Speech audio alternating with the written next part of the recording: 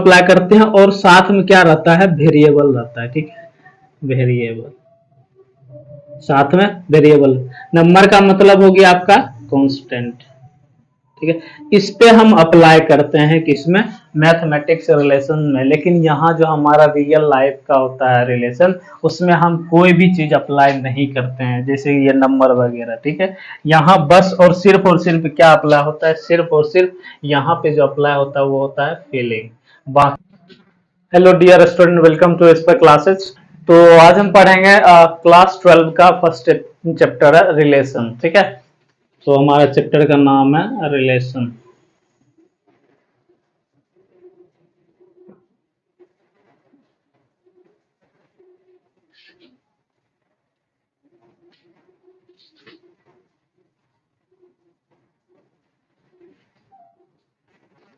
Relation हमारा chapter का नाम है, ठीक है।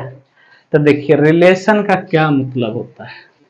रिलेशन का अगर हम हिंदी में देखें तो ये होता है मतलब, ठीक है, रिलेशन का मतलब होता है रिश्ता, ठीक है। अगर हम इसको रियल लाइफ में देखें, ठीक है, तो रिलेशन का मतलब जैसे होता है ब्रदर सिस्टर, ब्रदर सिस्टर, ठीक है। और फिर देखें तो ये आता है आपका मदर फादर, ठीक है। और भी अगर देखें तो अंकल आंटी,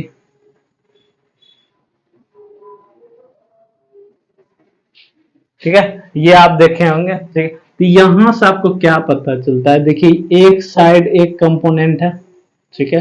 फिर आप दूसरे साइड देखिए, फिर यहाँ भी एक साइड एक कंपोनेंट है, यहाँ भी फिर दूसरे साइड एक कंपोनेंट है, यहाँ भी एक कंपोनेंट है, यहाँ भी एक कंपोनेंट, ठीक है। तो देखिए ये पूरा साइड भी एक कंपोनेंट है। अगर इसमें हम होल में बोले कि ये सभी बिलोंग्स करता है ए से और ये सभी बिलोंग्स करता है बी से, ठीक है, ये संभव है, ठीक है ना। तो ऐसे ही जो हमारा मैथ्स में होता है रिलेशन, उसमें हम क्या करते हैं, उसमें एक साइड लिखते हैं सेट ए और दूसरे साइड लिखते हैं हम सेट बी, ठीक है। फिर हम ये देखते हैं कि सेट ए और सेट बी कैसे एक दूसरे से रिलेटेड है, ठीक है। जैसे भी ये एक दूसरे से रिलेटेड है तो वहां हम बोलते हैं कि ये क्या है, एक रिलेशन है, ये क्या है, रिलेशन है। अप्लाई सेम थ्योरी जो उधर का होता है वही थ्योरी हम इधर भी अप्लाई करते हैं, लेकिन इधर का जो थ्योरी जितना रहता है हम किस पे अप्लाई करते हैं, नंबर पर, ठीक है, नंबर पर अप्लाई करते हैं और साथ में क्या रहता है, वेरिएबल रहता है, ठीक है, वेरिएबल, साथ में वेरिएबल। नंबर का मतलब हो गया आपका कांस्टेंट, ठीक है। इस पे हम अप्लाई करते हैं किसमें, मैथमेटिक्स रिलेशन में। लेकिन यहाँ जो हमारा रियल लाइफ का होता है रिलेशन, उसमें हम कोई भी चीज अप्लाई नहीं करते हैं, जैसे ये नंबर वगैरह, ठीक है। यहाँ बस और सिर्फ क्या अप्लाई होता है, सिर्फ और सिर्फ यहाँ पे जो अप्लाई होता है वो होता है फीलिंग, बाकी कुछ भी नहीं होता है, ठीक है। ये जितना रिलेशन बनता है वो फीलिंग से बनता है और यहाँ जो भी रिलेशन बनता है वो मैथमेटिकल रिलेशन बनता है, ठीक है। तो यही आपका रिलेशन का सिंपल सा इंट्रोडक्शन है। अब इसी में आप क्लास 11 में बहुत सारा चीज पढ़े होंगे, जिसमें से एक आता है आप डोमेन के बारे में पढ़े होंगे, को डोमेन के बारे में पढ़े होंगे, ठीक है। और उसके बाद आता है रेंज, ठीक है, रेंज के बारे में पढ़े होंगे, तो ये सब आप पढ़े होंगे, ठीक है। तो इस लेक्चर में हम इसके बारे में भी देखेंगे और इसमें जितना रिलेशन में जितना सारा रिलेशन का टाइप होगा हर किसी को एक एक करके देखते हुए जाएंगे, अब बढ़िया तरीका से देखेंगे, ठीक है। तो ये हमारा रहा रिलेशन के बारे में। अब हम एक एक करके सबसे पहले ये देखेंगे डोमेन, को डोमेन, रेंज, उसके बाद हम आगे बढ़ते जाएंगे। और रिलेशन का अगर हम मैथ में और इसका देखें डेफिनेशन तो हम ये बोल देते हैं, set A is related to set B, set B, ठीक है, वो कहलाता है रिलेशन, वो क्या कहलाता है, रिलेशन करता है, कहते हैं। और ये डिनोटेड होता है किससे, कैपिटल आर से, ठीक है, इसको हम कैपिटल आर से डिनोट करते हैं, ठीक है। तो अब हम देखिए, तो अब हम देखेंगे डोमेन के बारे में। सबसे पहले इसको इरेज कर देते हैं जिससे कि हमारे पास स्पेस बच जाएगा डोमेन के बारे में बताने के लिए। लेकिन उससे पहले अगर हम आपको बोलें कि कुछ हम एक रिलेशन के बारे में बता देते हैं, जहाँ पे अगर सेट ए और बी है वो एक दूसरे से कैसे रिलेटेड है उसके बारे में। जैसे अगर हम बोलें कि एक हम लेते हैं सेट ए, ठीक है, ये हम ले लिए सेट ए, ठीक है।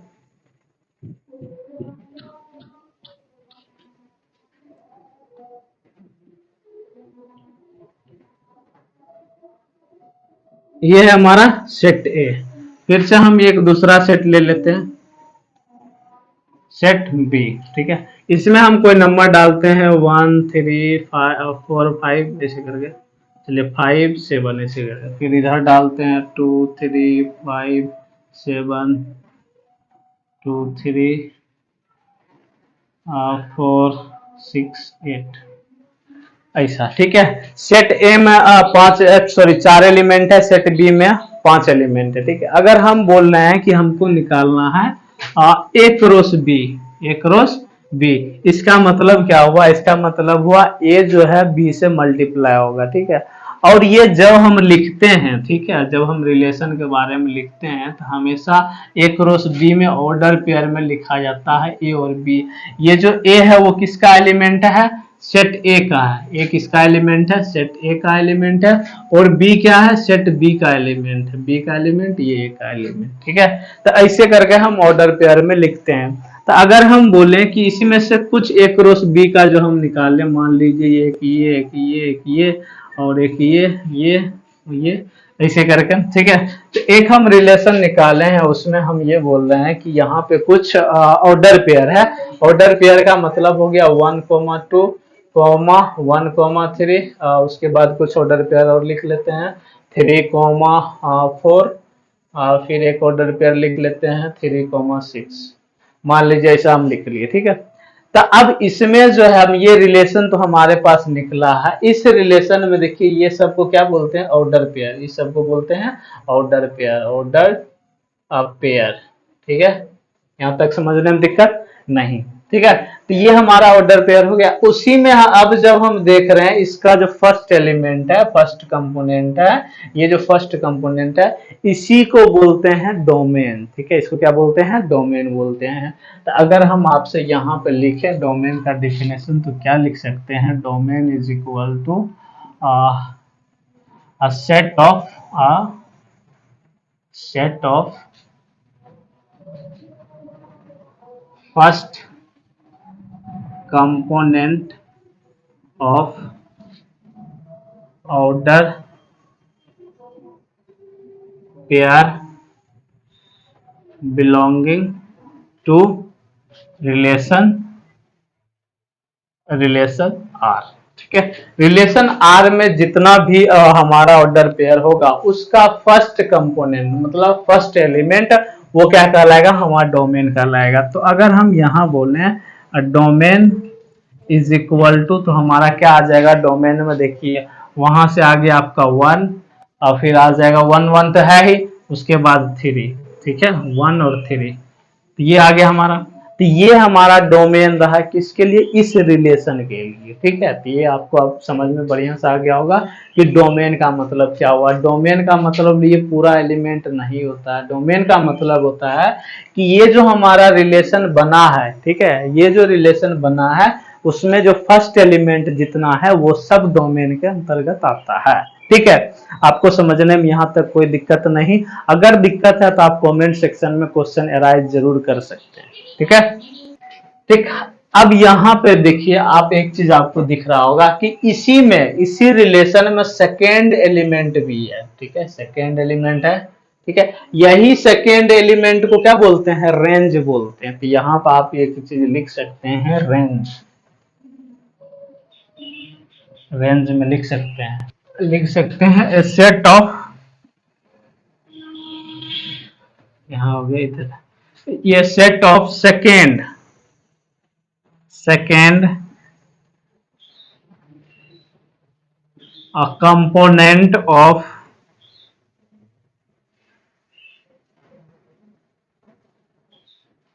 order pair belonging to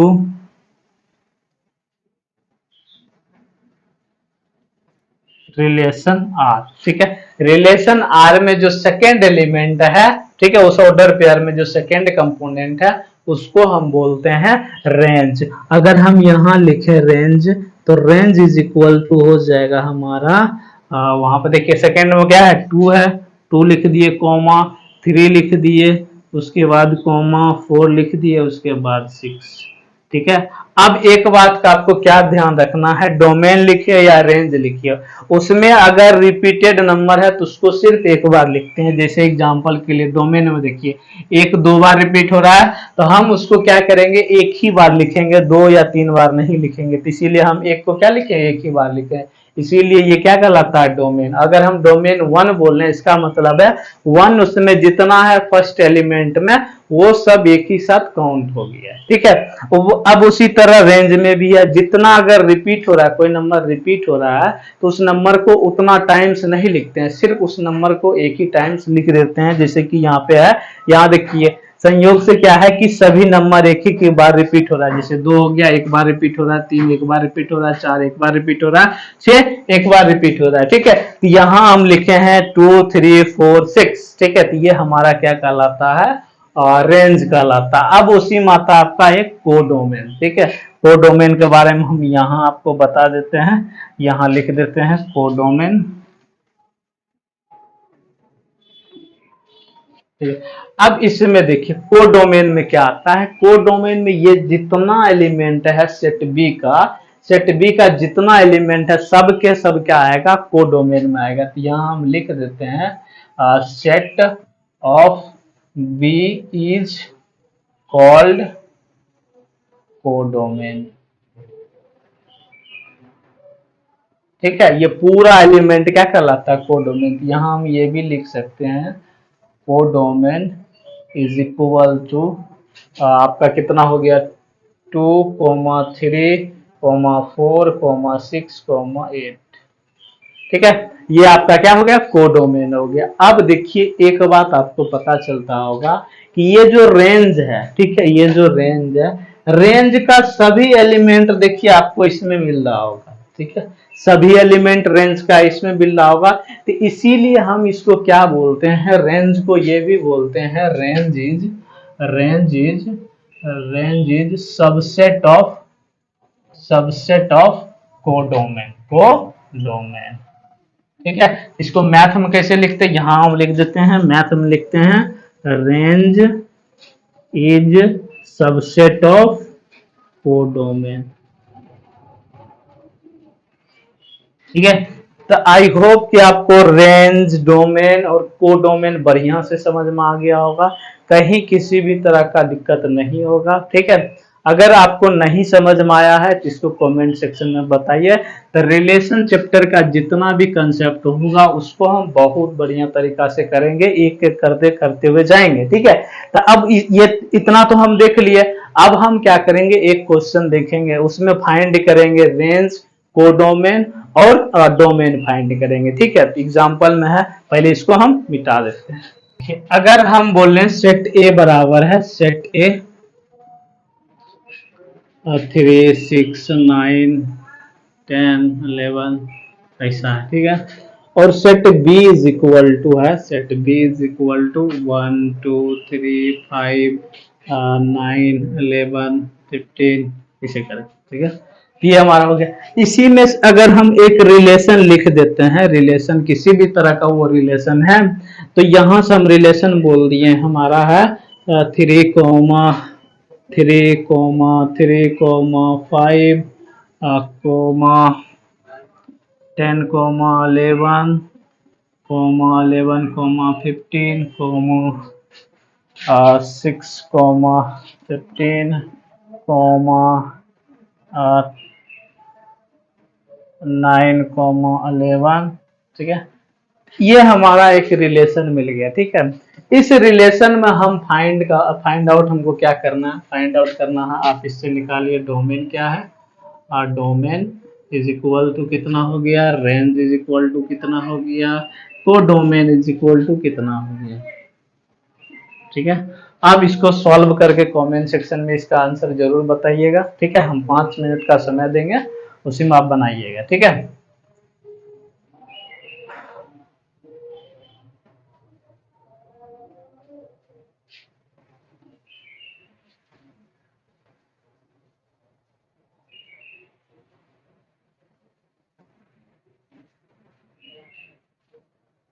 ठीक। अब आगे का टाइम के लिए आप क्या करिए, वीडियो को पॉज कर लीजिए, पॉज करने के बाद इसका सॉल्यूशन बनाइए, सॉल्यूशन बनाकर कमेंट सेक्शन में जरूर रिप्लाई करिए। ठीक है, हम यहाँ क्या करते हैं, आंसर लिख देते हैं। आंसर लिख देने के बाद आप क्या करिएगा, उस क्वेश्चन को मिला लीजिएगा। ठीक है, यहाँ पर हम देखिए बोल रहे हैं डोमेन के लिए, तो डोमेन में क्या होता है, फर्स्ट एलिमेंट ऑफ रिलेशन। ठीक है, देखिए ये फर्स्ट एलिमेंट हो गया 3, 10, 3 सॉरी 11, 6, 9, ये सब फर्स्ट एलिमेंट है इस रिलेशन का। तो यहाँ हम लिख देंगे 3, उसके बाद लिख देंगे 10, 11, 6, 9।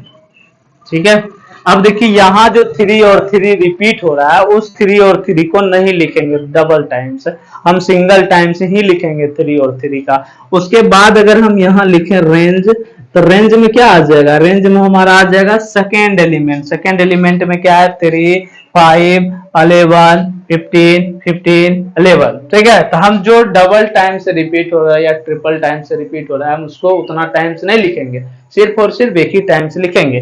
तो हम यहाँ रेंज में लिख देते हैं 3, 5, 11, 15, बस। बाकी क्या है, रिपीट हो रहा है, तो अब वो हम नहीं लिखेंगे। ये हमारा क्या हो गया, रेंज हो गया। अब यहाँ हम कोडोमेन का बात करें, तो कोडोमेन में क्या आता है, कोडोमेन में आता है सेट ऑफ बी। क्या आता है, सेट ऑफ बी। तो सेट ऑफ बी कितना हो गया, ये हमारा पूरा हो गया कोडोमेन। 1, 2, 3, 5, 9, 11, 15, ये हमारा हो गया कोडोमेन। ठीक है, आई होप कि आपको पूरा पूरा समझ में आ गया होगा। तो इसी में हम आपको एक क्वेश्चन दे रहे हैं जो कि आप पूरा फाइंड आउट करिएगा। ठीक है, तो हम क्या करते हैं, कुछ कुछ डाटा चेंज कर देते हैं जिससे कि आपका क्वेश्चन बन जाए। तो ये सब हटा देते हैं।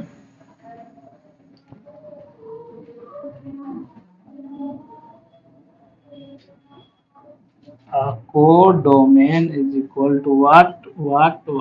तीनों में आपको फाइंड आउट यही करना है, क्वेश्चन हम दे रहे हैं।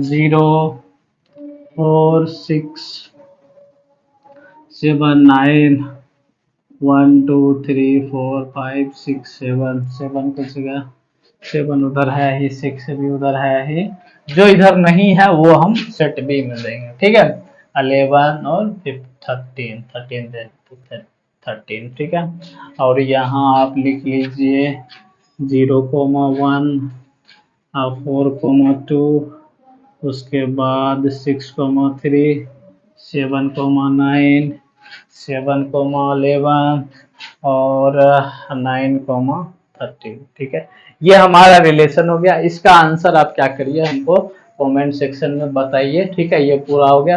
आपको डोमेन भी फाइंड करना है, रेंज भी फाइंड करना है और कोडोमेन भी फाइंड करना है। ठीक है, आई होप कि आपको ये तीनों जो टॉपिक है वो समझ में बढ़िया से आ गया होगा। ठीक है, अब जो नेक्स्ट टॉपिक है, ठीक है, वो हम नेक्स्ट लेक्चर में देखेंगे। अगर आपको ये बढ़िया लगा तो नीचे कमेंट सेक्शन में आप जरूर लिखिएगा। ठीक है, बढ़िया लगा तो नेक्स्ट जो नेक्स्ट टॉपिक लाएंगे वो इससे आगे होगा। ठीक है, थैंक यू।